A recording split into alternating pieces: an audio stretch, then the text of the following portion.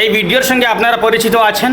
ত্রিপুরা রাজ্যের ধলাই জেলার কুলাই বাজারে খলিল মিয়া নামের 80 বছর বয়সী এক বৃদ্ধকে প্রকাশ্য বাজারে এরকম মারধর করা হয়েছে।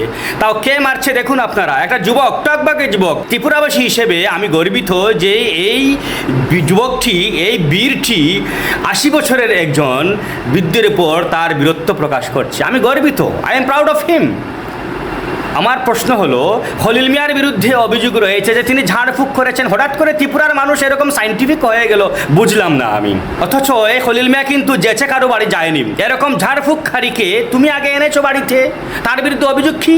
তিনি ধোঁকা দিয়েছেন, ঝাড়ফুঁক করেছেন। প্রথম কথা হলো, তাকে বাড়িতে নিয়ে আসা হয়েছে, ঝাড়ফুঁক করা হয়েছে, এরপর তোমার মনোপুত হয়নি, হয়তো তুমি সুস্থ হয়ে উঠোনি, তারপর হয়তো তুমি খলিল মিয়ার বিরুদ্ধে এরকম অভিযোগ এনেছো এবং খলিল মিয়াকে তুমি মারধর করছো, হেনস্থা করছো।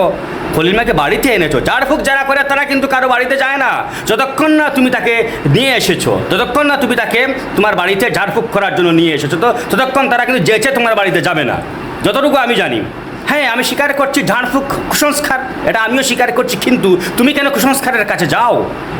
খলিল মিয়া তো আর প্রকাশ্য বাজারে এসে তোমাকে কুসংস্কার শিক্ষা দিচ্ছেন না, তোমার উপর তার কুসংস্কার প্রয়োগ করছেন না। এটা এক নম্বর দিক। 2 নম্বর দিক হচ্ছে, আমি কৈলাসহরের মানুষ।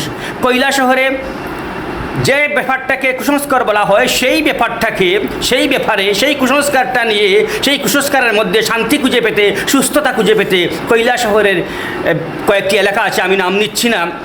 ওই এলাকায় ত্রিপুরা রাজ্যের বিভিন্ন জেলার থেকে মানুষ আসেন এবং তারা সুস্থ হয়ে যান।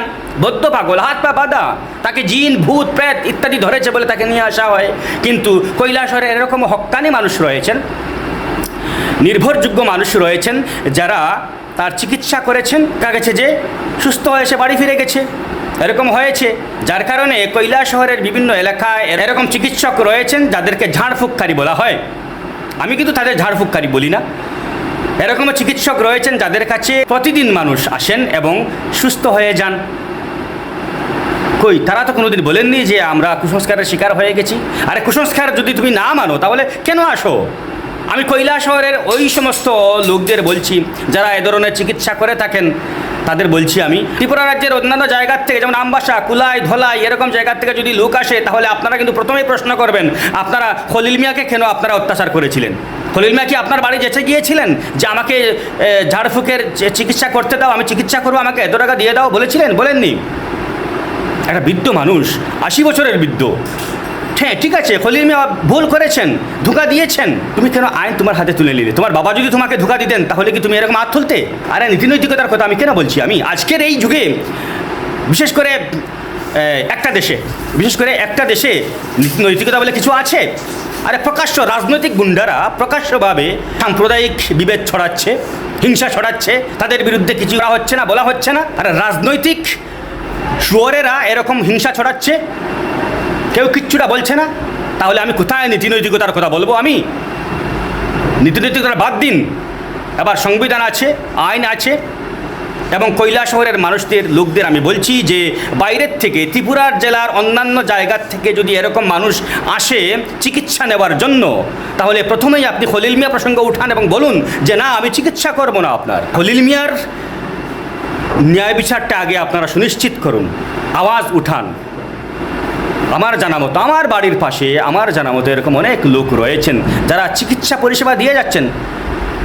এটাকে বিজ্ঞান কুসংস্কার বলছে, ঠিক আছে, বিজ্ঞান যা দেখে তাই বিশ্বাস করে। এটা বিজ্ঞান দেখতে পায় না, বিজ্ঞান অশরীরী আত্মা বিশ্বাস করে না। কিন্তু আপনি বিশ্বাস করেন বলে তো কুসংস্কার যারা করছে তাদের কাছে যাচ্ছেন, আপনি সুস্থ হয়ে ফিরেও আসছেন আবার। তাহলে কীভাবে সুস্থ হয়ে ফিরে আসছেন আপনি? এটা যদি সুস্থ হয়, কৈলাসহরে যদি আপনি আসেন যে আপনার রুগীটা সুস্থ হয়ে যাবে, তাহলে খলিল মিয়াকে কেন আপনি অপদস্থ করলেন, প্রকাশ্য বাজারে মারধর করলেন? 80 বছরের বৃদ্ধ। আপনি দেখুন, ভিডিওটা দেখুন, এই যুবকটা কীভাবে 80 বছরের বৃদ্ধের উপর তার বীরত্ব প্রকাশ করছে। 2 জনকে গ্রেফতার করা হয়েছে। ত্রিপুরা পুলিশ সঙ্গে সঙ্গে খলিল মিয়াকে উদ্ধার করেছে, 2 জনকে গ্রেফতার করা হয়েছে। ত্রিপুরা পুলিশের প্রতি আমাদের আস্থা, বিশ্বাস রয়েছে। আমরা জানি যে 2 জনকে গ্রেফতার করা হয়েছে, কিন্তু তাদের কোন দিন ছাড়া হবে সেটা আমরা জানি না। কিন্তু আপনি জানেন না। তাই আপনি আওয়াজ উঠান যাতে দৃষ্টান্তমূলক শাস্তি হয় খলিল মিয়ার অপরাধীদের। ধন্যবাদ।